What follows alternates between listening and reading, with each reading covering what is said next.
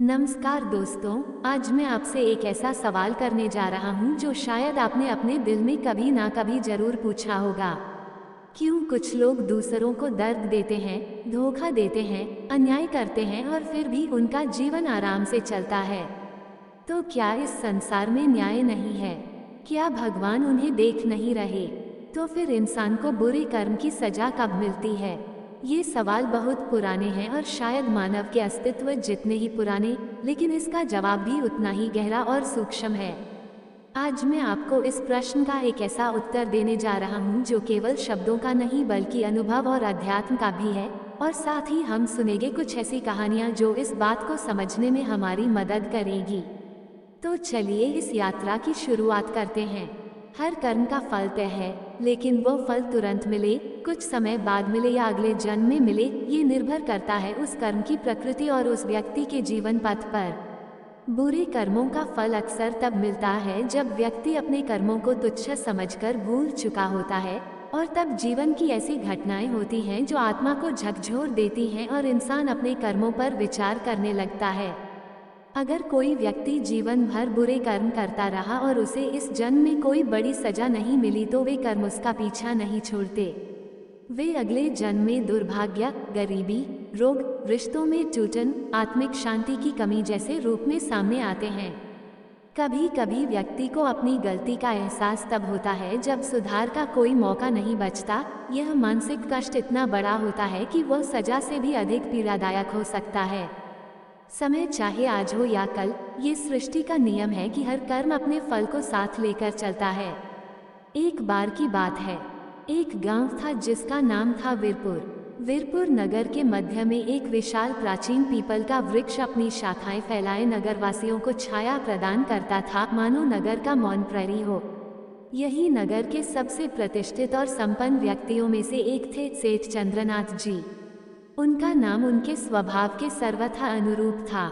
वे एक साहूकार थे, अर्थात वे लोगों को आवश्यकता पड़ने पर धन उधार दिया करते थे, परंतु उनका साहूकारी का व्यवसाय नगर के अन्य लोभी साहूकारों से सर्वथा भिन्न था। उनके पास केवल वीरपुर नगर के निवासी ही नहीं बल्कि दूरदराज के गांवों, कस्बों और यहाँ तक कि पड़ोसी राज्यों से भी लोग अपनी विपत्ति में आर्थिक सहायता की आस लेकर आते थे। वे असीम दयालु थे।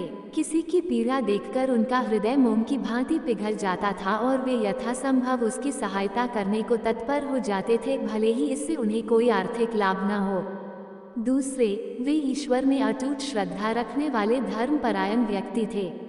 प्रतिदिन प्रातःकाल और सायंकाल पूजा अर्चना करना, दान पुण्य में अपनी आय का एक निश्चित भाग लगाना और सत्संग में सम्मिलित होना उनकी दिनचर्या का अभिन्न अंग था। कुटिलता की दस्तक। इसी वीरपुर नगर से कुछ कोस की दूरी पर स्थित एक अन्य नगर से दो कुख्यात ठग, जिनका नाम था झब्बू और लालचंद, किसी कारणवश इस गांव के पास से गुजर रहे थे। ये दोनों अपनी धूर्तता, मक्कारी और लोगों को छलने की कला में पारंगत थे। उनका जीवन ही दूसरों को मूर्ख बनाकर उनकी संपत्ति हड़पने पर आधारित था। जैसे जैसे वे वीरपुर के निकट आते गए, सेठ चंद्रनाथ जी की प्रसिद्धि, उनकी ईमानदारी और सरलता की कहानियां उन दोनों के कानों में पड़ने लगी। कुछ राहगीरों से, कुछ चाय की दुकानों पर और कुछ सरायों में ठहरे हुए लोगों से उन्होंने सेठ जी के बारे में सुना। हर कोई उनके गुणों का बखान कर रहा था। ये सब सुनकर धूर्त झब्बू की आंखों में एक कुटिल चमक उभरी। उसने अपने साथी लालचंद को, जो स्वभाव से थोड़ा मंदबुद्धि परंतु झब्बू का अंधभक्त था, एक ओर ले जाकर कहा, अरे भाई लालचंद, मैं क्या सोच रहा हूँ, जरा कान खोलकर सुन। ये जो वीरपुर का सेठ चंद्रनाथ है, जिसकी भलमनसाहत के चर्चे आसमान छू रहे हैं, क्यों ना हम उसी के पास जाकर अपनी किस्मत आजमाएं। क्यों ना उससे कुछ मोटी रकम उधार के नाम पर ली जाए और फिर उसे कभी वापस लौटाने का नाम ही न लिया जाए। वो तो वैसे भी सीधा साधा, ईश्वर को मानने वाला आदमी है, हमारा क्या बिगाड़ लेगा। लालचंद, जो झब्बू की हर योजना में उसका साथ देता था, उसकी बात सुनकर अपनी मोटी गर्दन खुजलाते हुए बोला, गुरु, बात तो तुम पते की कहते हो। ऐसे मूर्ख और सीधे लोगों को ठगने का मजा ही कुछ और होता है। जब वह इतना ही धर्मात्मा है तो शायद हमारे झूठ को भी सच मान लेगा और आसानी से हमें पैसे दे देगा। झब्बू ने अपनी छाती भुलाते हुए कहा, तो चलो फिर देर किस बात की, समय व्यर्थ गंवाने से क्या लाभ, हम ऐसा ही करते हैं। आज उस सेठ की सारी ईमानदारी और प्रसिद्धि धरी की धरी रह जाएगी जब हम उसे अपनी ठगी का शिकार बनाएंगे। ये कुटिल योजना बनाकर दोनों ठग अपने मैले कुचले वस्त्रों को थोड़ा ठीक करते हुए और चेहरों पर अत्यधिक दीनता और विवशता का भाव लाते हुए सेठ चंद्रनाथ जी की हवेली की ओर चल पड़े।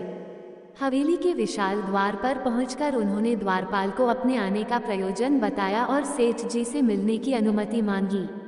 बहुत सुंदर, जैसा आपने कहा, कहानी का अंत नहीं किया गया था। अब हम उसी लय और भाव के साथ उसका अगला भाग प्रस्तुत करते हैं। पात्रों के नाम वही रहेंगे जो आपने तय किए थे, सेठ चंद्रनाथ, झब्बू और लालचन। चलिए आगे बढ़ते हैं। कहानी का अगला भाग, सच्चाई की परीक्षा। सेठ चंद्रनाथ की हवेली के द्वार पर पहुंचकर झब्बू और लालचन ने द्वारपाल से कहा, भैया, हमें सेठ जी से अति आवश्यक बात करनी है। हम बहुत दूर से आए हैं, बड़ी विपत्ति में हैं। कृपा कर हमें उनसे मिलने दें। द्वारपाल ने उनके वस्त्रों और थके हुए चेहरे देखकर कुछ क्षण सोचा, फिर भीतर जाकर सेठ जी को सूचना दी। सेठ चंद्रनाथ उस समय तुलसी रामायण का पाठ कर रहे थे।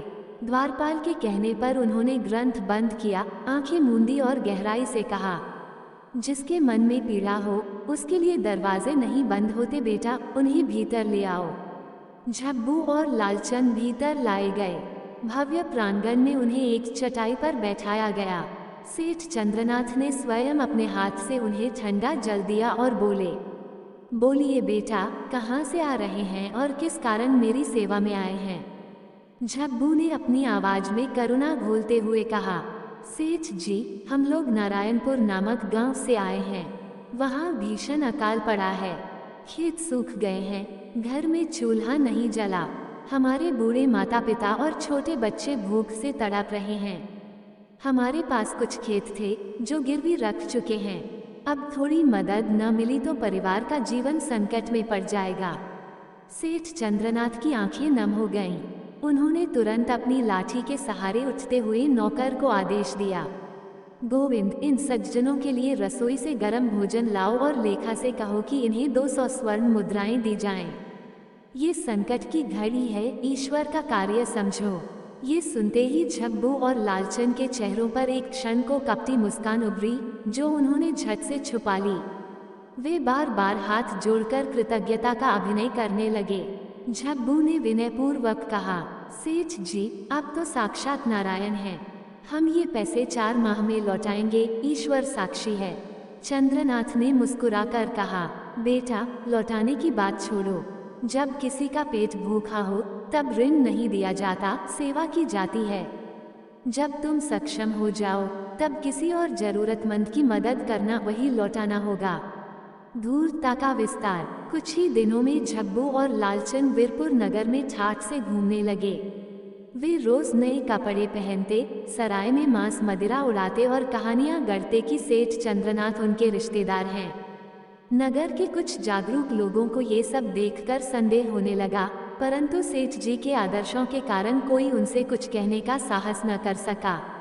एक दिन नगर के वृद्ध अध्यापक पम देवकीनंदन, जो सेठ जी के घनिष्ठ थे, हवेली आए और बोले, चंद्रनाथ, क्षमा करना, किंतु जो 2 आगंतुक तुम्हारे नाम पर शान से घूम रहे हैं, उनके विषय में गहराई से विचार करना चाहिए। उनकी आंखों में छल है। सेठ चंद्रनाथ मुस्कुराए और शांत स्वर में बोले, पंडित जी, यदि कोई मुझे धोखा देता है तो वह मेरे विश्वास को नहीं, अपने कर्मों को कलंकित करता है।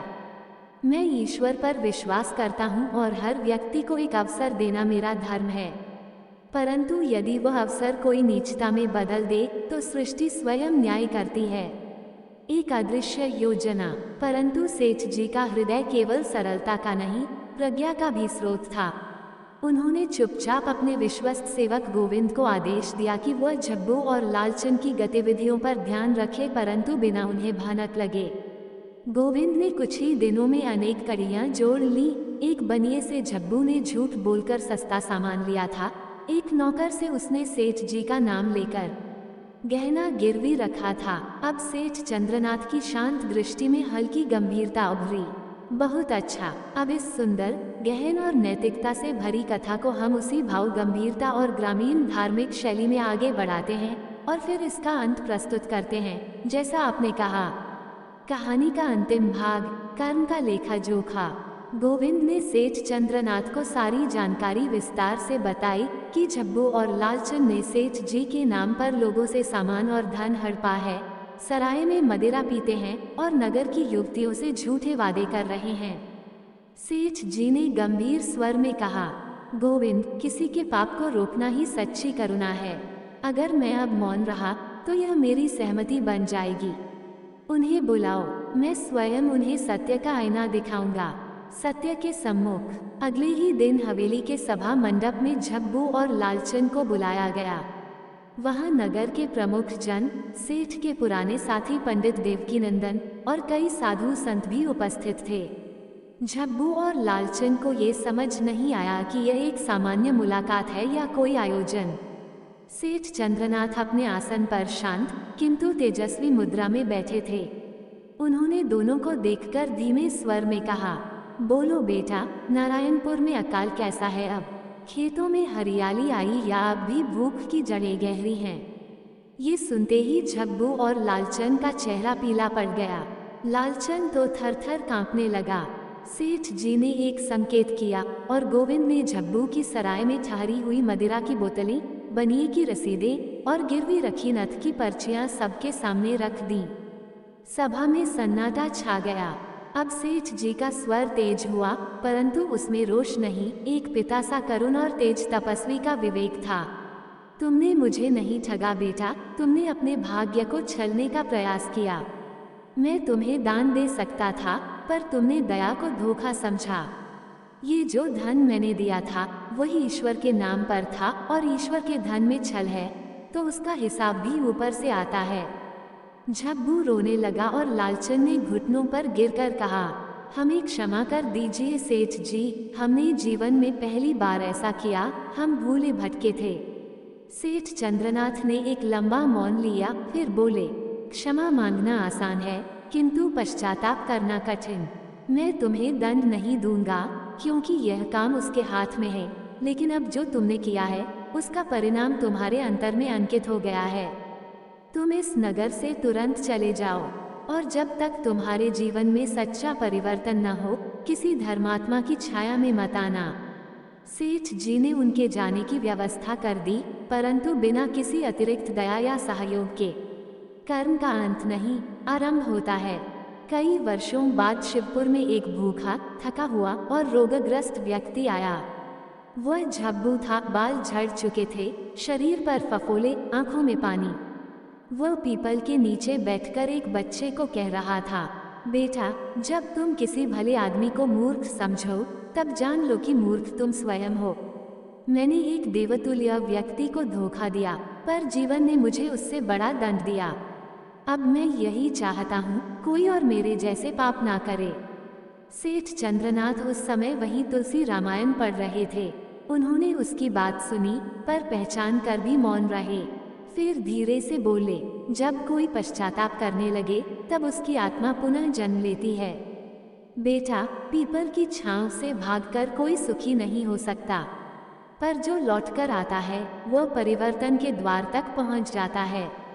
कहानी का अंत नहीं, शिक्षा। इस कहानी का अंत यहाँ होता है, लेकिन जो इसकी शिक्षा है वह कभी समाप्त नहीं होती। बुरे कर्म कभी व्यर्थ नहीं जाते। जो किसी सरल और धर्मात्मा को ठगता है वह अपने भाग्य को छलता है। क्षमा पाना सरल है, किंतु पश्चाताप का रास्ता लंबा होता है। और सबसे बड़ी बात, ईश्वर के धन को धोखा नहीं दिया जा सकता, क्योंकि उसका लेखा जोखा इस जीवन और अगले जीवन तक पीछा करता है।